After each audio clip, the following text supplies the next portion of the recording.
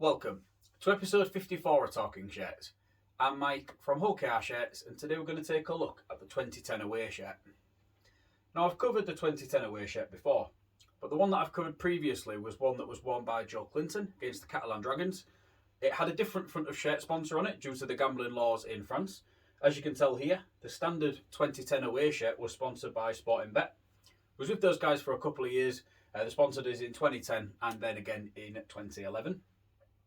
If you wanted to go back and watch that episode that I covered on Joe Clinton's shirt, just pop the information up on the right hand side there for you so you can have a little look, and you can go back and check out that episode by just searching it into YouTube or looking on the Talking Shirts page of hullkrshirts.co.uk and just scrolling down to the relevant episode number. So the shirt that we've got here then, as I've said, it's the 2010 away shirt. It's a navy shirt. We've got the green breasted band going across the middle. Obviously we're used to seeing that across home shirts, with it either being red on a white shirt or it might necessarily be blue on a red shirt. So it is a design that we've seen in the past.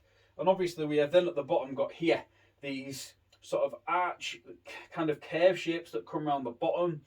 Within those we've obviously got white, we've got navy, white again, and then round to the lime green.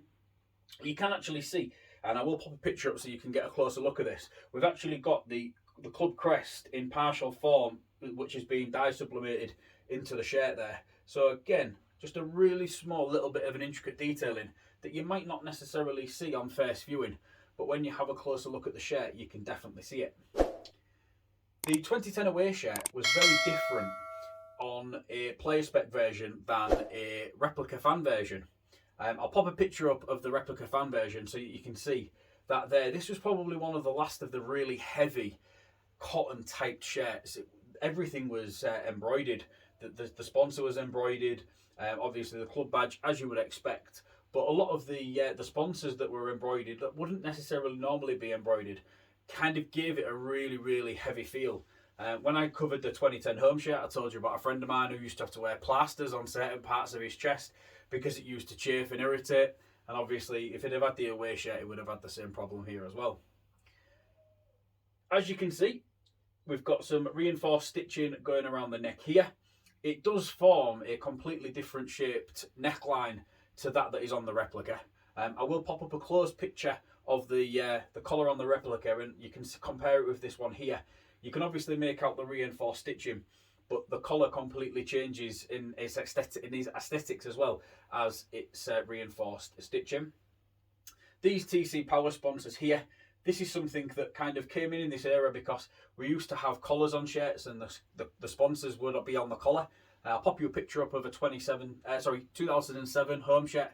That's got the sponsors on the collar, and that's all these are. These have basically been moved down from the collar onto the upper chest area there. Nice little bit of piping going on, which kind of adds to the detail with a little bit of white, the lime, and then obviously that then just kind of naturally connects into the shirt. Having a look at the sleeve here, and you'll see that we have got sublimated Super League patches on here. During this time frame, the Super League was franchised, so there was no promotion or relegation, which then allowed for clubs to be able to do a lot more pre-planning when it came to the design of shirts and also the inclusion of competition patches. I'm assuming that Engage will have had a rather lengthy deal with the Super League during this time frame. There was a good period where they did sponsor the Super League, so that agreement was probably carried on naturally over a period of years, which then allowed for the branding to be able to be dye sublimated into the shirt. Swing it around to the back here, and you will see that this shirt was worn by Michael Dobson. I've not been able to directly photo match it to a known game, but there is a lot of signs, telltale signs, that this shirt has been worn. There's some damage going on to the name set here, and there's a lot of bobbling going on to the back of the shirt. I'm not sure if that will make it be visible on the video, but I will pop up some pictures which will kind of give you that little bit of a closer, more in-depth look at those bobbles, and hopefully you'll be able to see the damage that this shirt is carrying, likely to have been worn quite frequently throughout the 2010 season. So yeah, hopefully one day I will be able to photo match it to a known game. So we'll talk a little bit about Michael Dobson. Michael Dobson was at Rovers for 6 seasons. He joined during 2008 and then played all the way through to the end of the 2013 season. During that time frame, he made 153 appearances for Hull KR. He scored 537 goals. He kicked 12 drop goals, and he also scored 52 tries. Now, I have got it written down, I've not worked it out, but he has done 1,294 points. That's what all that does include to over those 6 seasons. So if you're looking at 1,300 points over 6 seasons, he's looking at 200 points on average per season, which, that's pretty good going. Obviously, kicked a lot of important goals for us, scored some important tries as well, including 4 on his debut. I have covered Michael Dobson's shirts in the past. I've got a 2008 shirt, which was his debut shirt.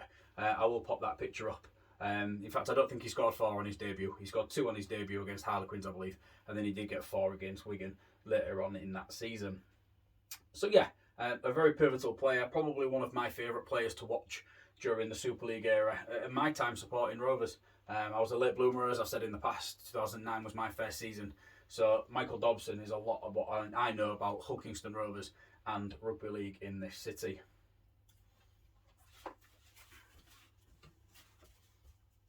So that's your little tour of the 2010 away shirt. Hope you've enjoyed watching this episode. Feel free to check out hullkrshirts.co.uk. Across that platform, you will have varying different pieces of content from looking at various different match-worn shirts. I've also been doing a kit tracker for the 2022 season that'll complement the back catalogue of kit trackers that I've got. It basically just lets you know what shirt was worn in which game. To a lot of people, it's boring, but if you are a kit geek and you fancy knowing the statistics on the percentages of how often a shirt that Rovers have worn and how successful they were in that by a percentage format, all that information is on there. I think I'm back to about 2015 now, so I just keep gradually going back further and further as I find the time to be able to do that. Check us out on social media. We've got a Twitter page, a Facebook page, and an Instagram page. We've also got this YouTube account. Please do subscribe. I'm into the high 70s on the subscriber front now. When I can get up to 100, I can actually rename my channel Hull KR Shirts, which is something I've been wanting to do for a while now. YouTube just gives you a generic name.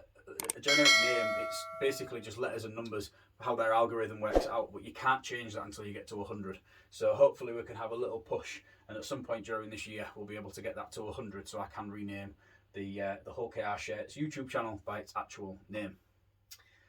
That's everything for episode 54. Check back in a couple of weeks' time, where I will be back with Sean Kenny Dowell's 2020 away shirt. Thank you very much for watching. Bye for now.